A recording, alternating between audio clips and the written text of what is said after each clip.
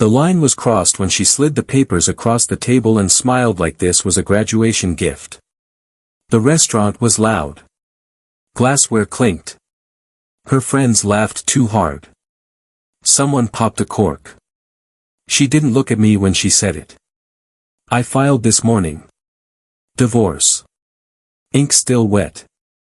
Same day as her white coat ceremony. I said nothing. Silence has weight when you know how to use it. I picked up the pen, felt its cheap plastic bend under my fingers, and signed my name with the same hand that had scrubbed floors at dawn and hauled crates at night. She watched my signature like it was a magic trick. Then she laughed, light, relieved, victorious. Freedom, she mouthed to her friends. I nodded once, put the pen down, stood up, and left. The room smelled like perfume and fried oil. Balloons drooped from the ceiling.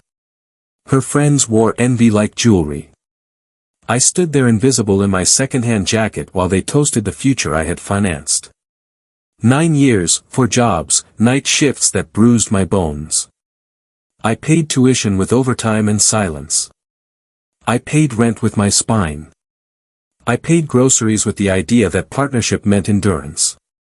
I believed in delayed joy. I believed in us.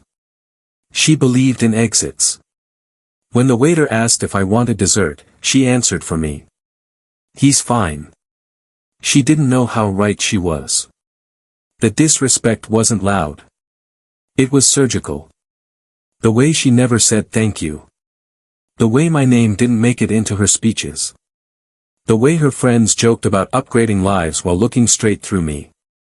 I swallowed it all. I always had. That night back home, she packed 1 suitcase. She left the rest for me to figure out. She hugged me like a colleague. No tears, no tremor, just efficiency. I watched the door close. The click was soft, final. Something inside me went quiet. The breaking point isn't a scream. It's a stillness so deep it scares you. I sat on the edge of the bed and did the math without emotion. I'd learned to count losses precisely. I understood systems. I understood leverage. I understood patience. I didn't hate her. Hate is noisy. I felt clarity. I withdrew. I canceled the phone, closed the accounts, sold what was mine, donated what wasn't worth carrying. I left town without announcements or forwarding addresses. I became a rumor, then a memory, then nothing. She posted photos. New apartment, new heels, new circles. She laughed about freedom again. She said she'd outgrown me. I disappeared completely. Revenge doesn't start with fury. It starts with distance. I rebuilt quietly. I learned a different kind of medicine. The kind that keeps hospitals breathing when no one is watching. Systems, infrastructure, night shifts again, but this time with purpose. I took contracts others didn't want. I learned names on doors and how to make myself indispensable without being visible. I invested slowly, boringly, relentlessly. I kept my records clean. I kept my mouth shut. I let time do its work. Meanwhile, her world accelerated. Residency chewed her up. Debt pressed in. The friends thinned. The praise cooled. The title didn't hug back at night. 4 years passed. Then my phone lit up for the first time in years. A new number. Then another. Then a flood. She'd found me through hospital records. Of course she did. Desperation sharpens curiosity. 250 missed calls, texts stacked like confessions. Please, we need to talk.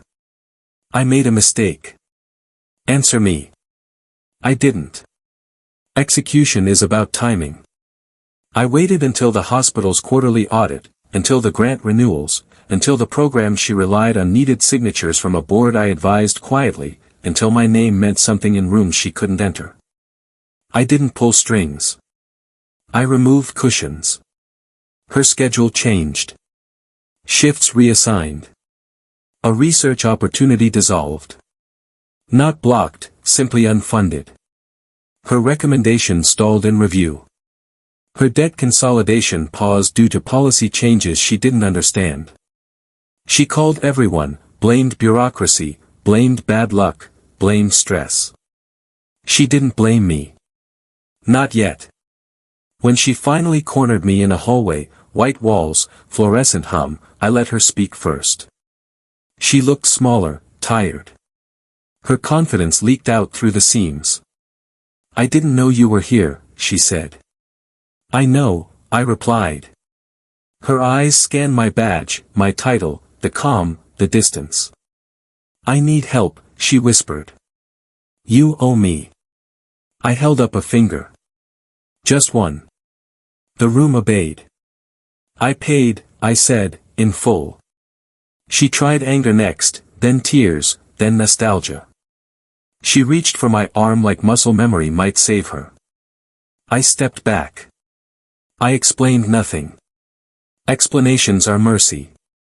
I offered none. The unraveling was slow. That was the point. Her missed payments triggered penalties. Penalties triggered reviews. Reviews triggered pauses. Pauses turned into questions. Questions turned into silence. She left more messages. Her voice cracked. The laughter was gone. When the board met, I recused myself publicly and influenced nothing privately. The system worked as designed, fair, impersonal, unforgiving. She lost the fellowship, then the apartment, then the friends who only stayed for celebration. She showed up at my door one night. No makeup, no pride, just fear. I didn't think you meant it, she said, when you left. I did, I said. That was the lesson. She asked what she could do. She asked if we could start over. I looked at her like a chart with no vital signs. You already did, I said. The payoff isn't loud. It's the moment you realize your silence taught them everything your words never could. I watched her walk away into a night I no longer belonged to. I felt no triumph, just balance. Respect isn't begged for. It's enforced by absence. I reclaimed myself by leaving and never asking to be remembered. And that's the kind of freedom that never laughs.